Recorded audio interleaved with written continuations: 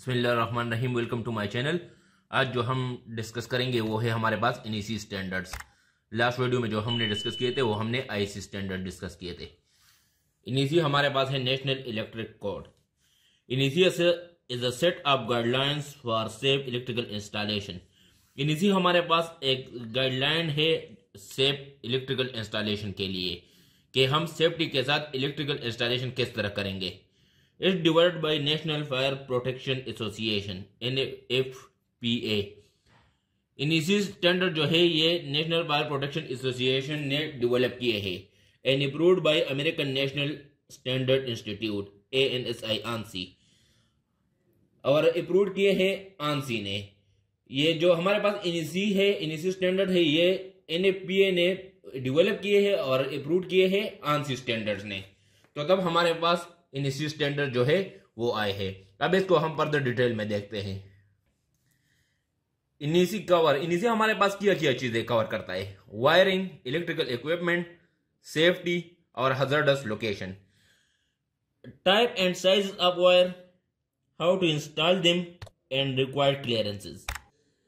कि कौन सा टाइप और कौन से साइज का वायर हम यूज करेंगे, उसका इंस्टॉलेशन हम किस तरह करेंगे और उसका क्लियरेंस हमारे पास कितना रिक्वायर्ड होगा। मतलब अगर हम दो जो है वो केबल यूज करते हैं, वायर यूज करते हैं, तो उसके दरमियान में डिस्टेंस हमारे पास कितना होगा, वो हम किस चीज से, वो हम विद रिस्पेक्ट टू वोल्टेजेस हम सेलेक्ट करते हैं कि अगर वोल्टेज 33 kV है उसके लिए हम कितना जो वायर है उसका साइज, उसका जो डिस्टेंस है वो क्लियरेंस है वो सेलेक्ट करेंगे। अगर हमारे पास वोल्टेज जो है वो 1 kV है तो उसका हम एक दूसरे के जो है दरमियान में क्लियरेंस कितना सेलेक्ट करेंगे।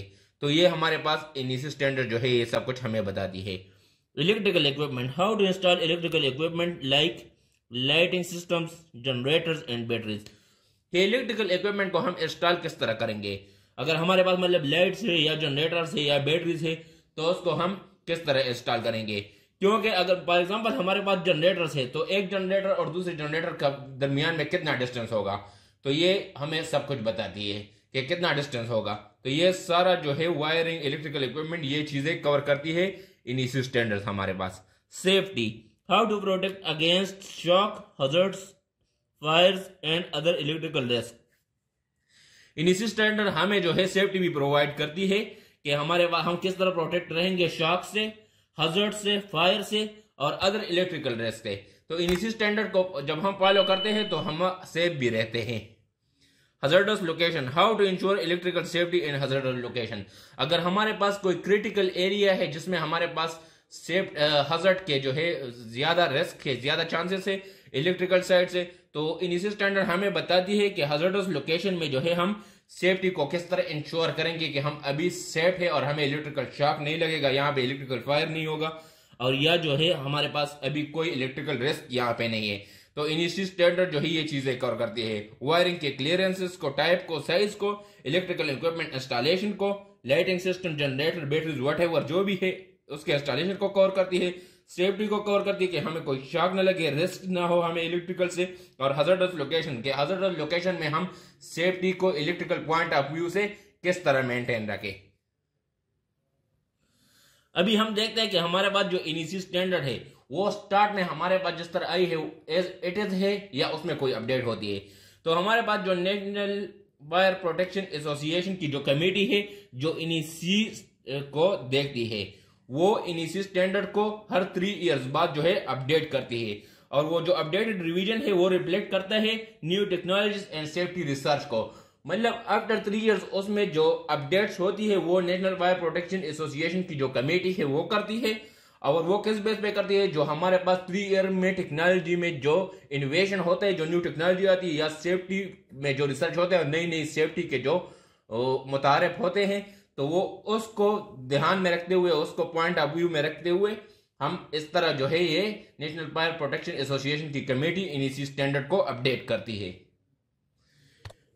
It covers various aspects of electrical work, including wiring, grounding, electrical equipment, and safety measures for both residential and commercial installation.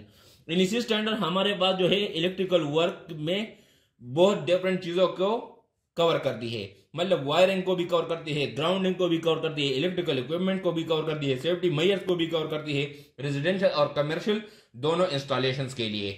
मतलब ये जो इलेक्ट्रिकल में जितनी भी चीजें आती है इनिसी स्टैंडर्ड इन सबको कवर करती है सेफ्टी तक। इनिसी स्टैंडर्ड जो है ये हमारे पास अमेरिका में जो स्टार्ट में प्राइमरीली जो आई थी वो अमेरिका में आई थी, और इसके अप्रूवल के बाद जो है ये अमेरिका में भी और अदर सिटीज अदर कंट्रीज जो है डिफरेंट कंट्रीज जो है वर्ल्ड वाइड जो है इनिसी स्टैंडर्ड यूज करती है। मतलब अगर हम गल्फ कंट्रीज में काम करते हैं, एशिया में काम करते हैं, America, Australia, Canada, Europe, whatever, UK, हर जगह में अगर हम काम करते हैं तो हर कंट्री के कुछ अलग भी अगर हमारे पास स्टैंडर्ड्स हो वो भी होते हैं, और ये इंटरनेशनल स्टैंडर्ड भी यूज करते हैं। फॉर एग्जांपल अगर हम सऊदी अरेबिया को ले लें तो वहां पे सऊदी बिल्डिंग कोड है, वो भी यूज करते हैं, साथ में हम आईएसी भी यूज करते हैं और इनिसी भी हम यूज करते हैं। तो इससे पहले हमने ऑलरेडी आईएसी डिस्कस किया है, ये इनिसी हमने डिस्कस कर दिया, और नेक्स्ट वीडियो में हम आईएसी और इनिसी का जो कंपैरिजन है वो डिस्कस करेंगे। उम्मीद हो आपको समझ आया होगा। अगर आपको कुछ भी मसला है कमेंट सेक्शन में कमेंट करके मुझसे पूछ सकते हैं, and I will guide you. Thank you for watching.